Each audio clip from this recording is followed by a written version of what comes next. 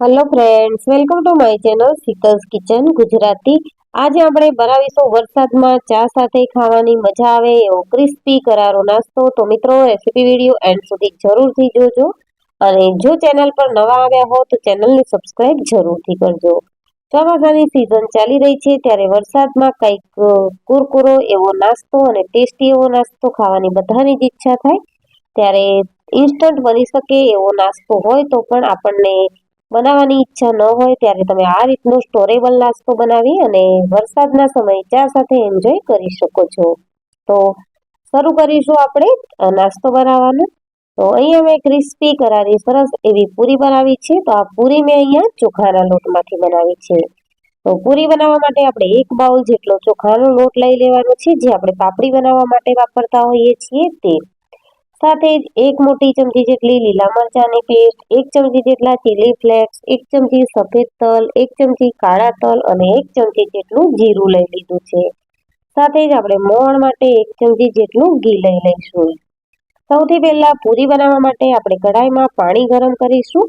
તો જેટલો આપણે લોટ લીધો છે તેટલું જ પાણી લેવાનું છે, જેથી કરીને પરફેક્ટ એવો લોટ આપણો બંધાઈને રેડી થશે.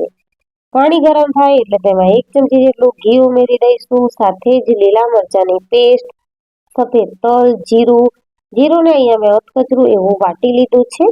કાળા તલ ઉમેરીશું, ચીલી ફ્લેક્સ, બધા જ મસાલા છે તે આપણે પાણીની અંદર ઉમેરી દઈશું, જેથી કરીને મસાલાનો કલર અને ટેસ્ટ બંને પાણીમાં ઉકળી અને સરસ એવો આવી જશે.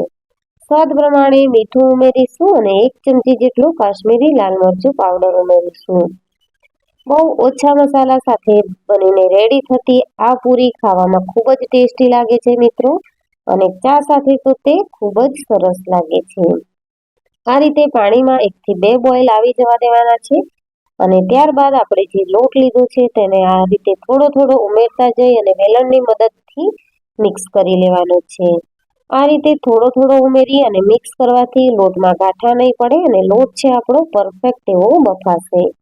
તો અહીંયા તમે જોઈ શકો છો કે 1 બાઉલ લોટની સામે મેં 1 બાઉલ જ પાણી લીધું છે, જેથી કરીને આપણે ભાખરી કે પૂરીનો લોટ બાંધીએ તે રીતનો લોટ બાંધીને રેડી કરવાનો છે.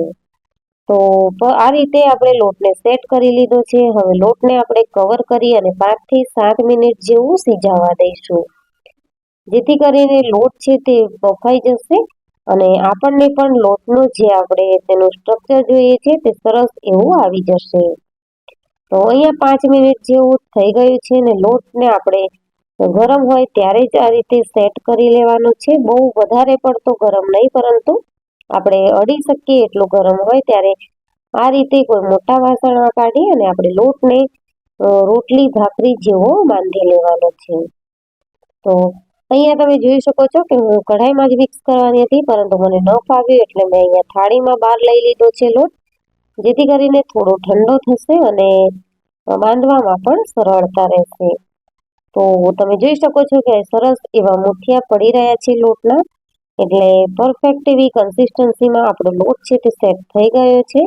ઉપરથી વધારાના પાણીની જરૂર પડી નથી અને આ લોટને આપણે રેસ્ટ પર રહેવા દેવાની બિલકુલ જ જરૂરત નથી. તરત જ આપણે તેમાંથી પૂરી બનાવી શકીએ છીએ. ચોખાના લોટમાં કોઈ પણ પ્રકારનું બાઇન્ડિંગ હોતું નથી, એટલે આપણે તેને મસળી અને ચીકણો કરી લેવાનો છે, જેથી કરીને આ રીતે પૂરી બનાવીએ ત્યારે પૂરી ફાટી ન જાય અને પૂરીમાં તેલ ન ભરાય. તો નાનું એવું આપણે લોહું લઈશું, એકદમ નાના લીંબુની સાઈઝનું, અને તેને આ રીતે હથેળીની મદદથી આપણે તેને સ્પ્રેડ કરી અને સરસ એવું વેફર ટાઈપ નાની એવી પૂરી બનાવી લઈશું.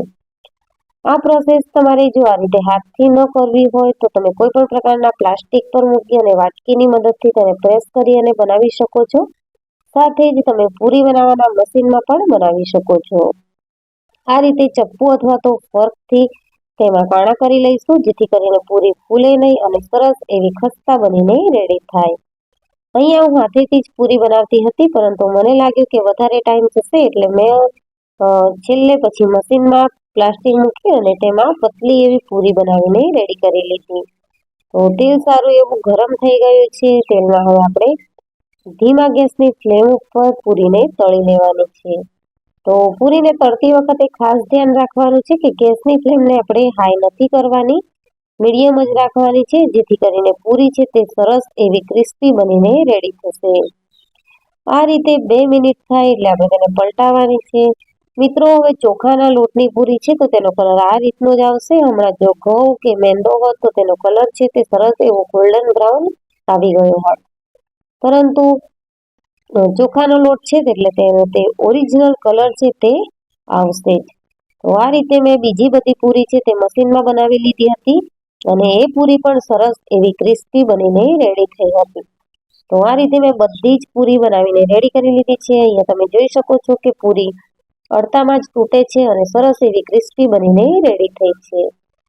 તો મિત્રો, તૈયાર છે આપણી ચોખાના લોટની પૂરી, જે આપણને વરસાદમાં સરસ એવી ચા સાથે ખાવાની ખૂબ જ મજા આવશે.